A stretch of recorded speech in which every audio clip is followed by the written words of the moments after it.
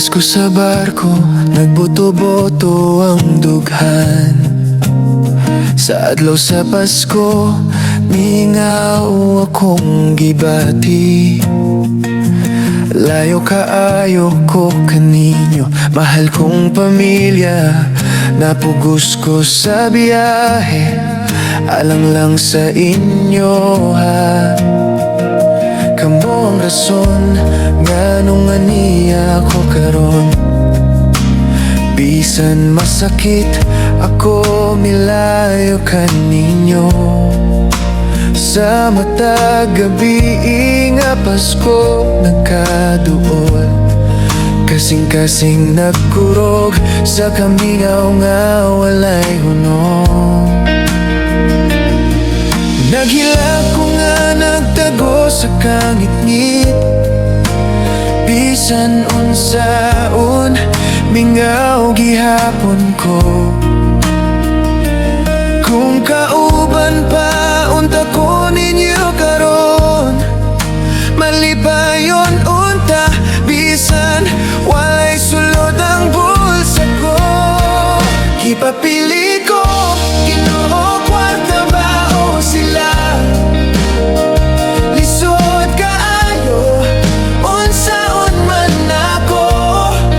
Kung kwarta akong pilion, basin mahiubos sila.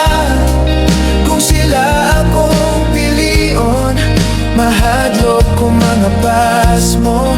Apan sa adlaw sa Pasko, nagdesisyon ko nangayo ko og pasaylo. Kay sila akong gipili, bahala na og mga pasmo ang tanan, basta mag-uban ni. Maora ka na ang importante.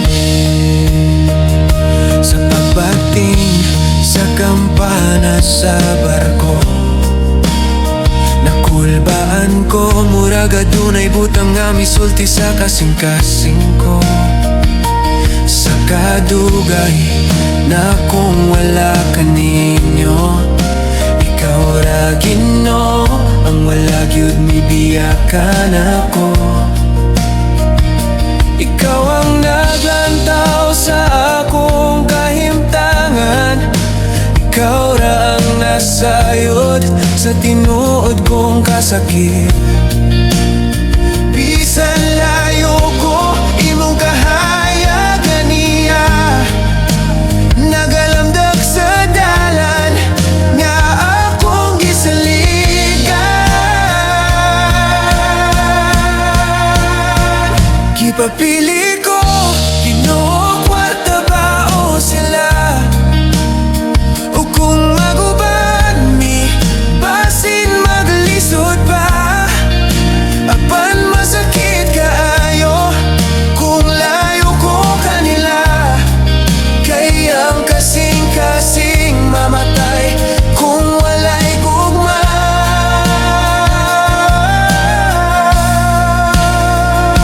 Ginoo ko, tabang iyog lamdagi ako.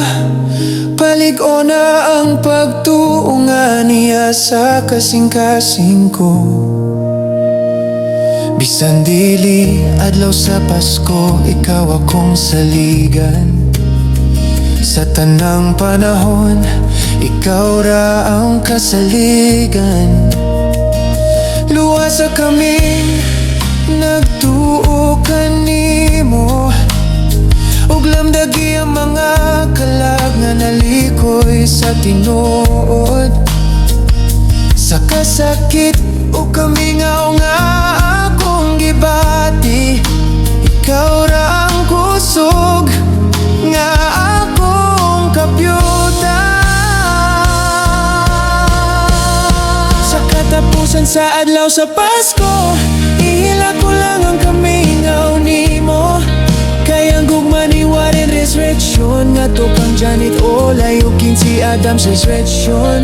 Dili gayon magbago, bisan unsang pagsuway. Dako among pagsalig kanimo, Dios ko. Padayon mi sa pag-ampo kanimo, dili lang sa Pasko, kundi sa tanang adlaw sa mong kinabuhi.